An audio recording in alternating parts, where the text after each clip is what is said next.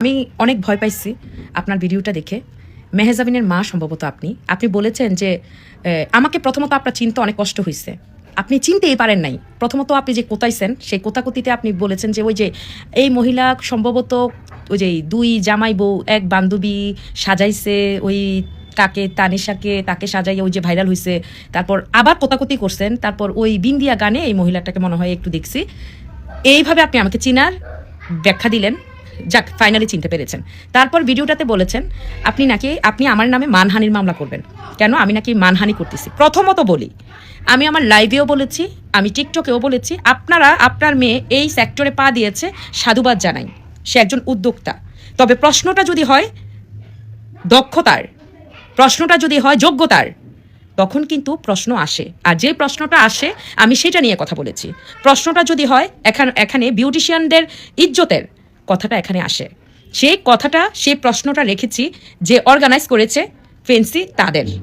এখন সেই কথা বলাতে, সেই যুক্তি দেওয়াতে যদি আমার লজিক থাকে সেটা পাবলিক দেখবে।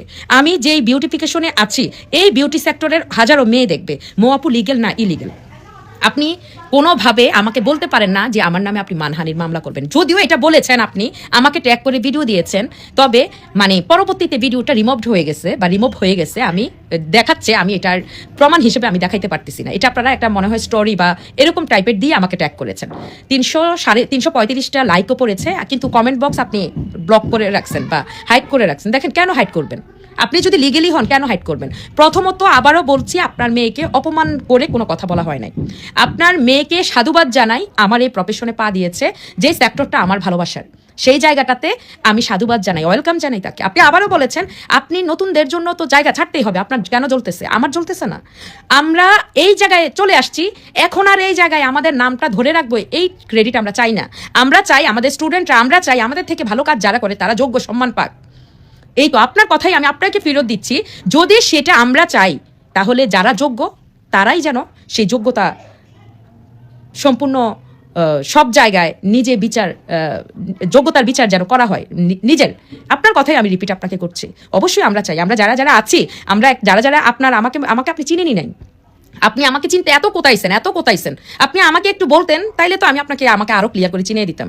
আপনি বলছেন যে সে নিজে তো বিভিন্ন মডেলদেরকে টিকটকারদের দিয়ে ব্রাইডাল শুট করে।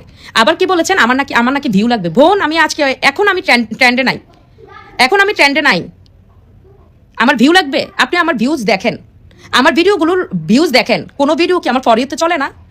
আমার ভিডিওর ভিউজে যায় দেখেন, কোনো ভিডিওতে কি ফর ইউতে চলে না? আমার ট্রেন্ড লাগবে না, আমার ভিউ আমার দরকার নাই। আমাকে ফেসবুকেও মানুষ চিনে, আমার ভালো ফলোয়ার্স আছে, আমার টিকটকেও আমাকে মানুষ চিনে।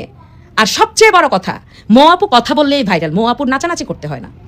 সবচেয়ে বড় কথা, মোয়াপু নিজেই একটা টিকটক প্ল্যাটফর্ম থেকে উঠে আসছে। মোয়াপু টিকটকারদের ছোট করে দেখে না।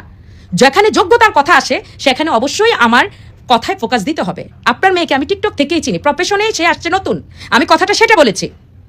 যেখানে অ্যাওয়ার্ড পায় সেটা একটা সম্মানজনক জায়গা, যেখানে আমি দ্বিতীয় স্থান অধিকার করি, সেটা আমার কাজের ভ্যালু যদি আসে সেটা অবশ্যই প্রশ্ন থেকে যায়। একটু বুদ্ধি দিয়ে বিচার করেন। আপনার মেয়েকে কেউ ছোট করে নাই, আপনি আমাকে মামলার ভয় দেখাচ্ছেন। আরে ভাই, আমি কয়েকদিন আগেও আমি ওপেন ওই যে থানায় যেয়ে লাইভ করে আসছি অফিসারদের সামনে। আপনি আমার দেখেন মামলার ভয়। আমি পাইতে চাই। আমার কেন জানি এই ঘরটা, বিশ্বাস করেন, আমি আমার ওই নতুন বাড়িতে উঠবো, তো এই ঘরটার অবস্থা দেখা আমি না এখানে আর থাকতে চাচ্ছি না। যাক, নতুন বাড়িতে ওঠার আগে 2-3 দিন যদি আমি থানাতেও থাকি, তারপরও বিশ্বাস করেন আমার যদি দৈর্য লইয়া যায়, আপনার মামলায় যদি আমাকে দৈর্য লইয়া যায়, আমাকে বের করার মতো অনেক হাজার নারী আছে, আমার জামাই যাইতে হইব না। আর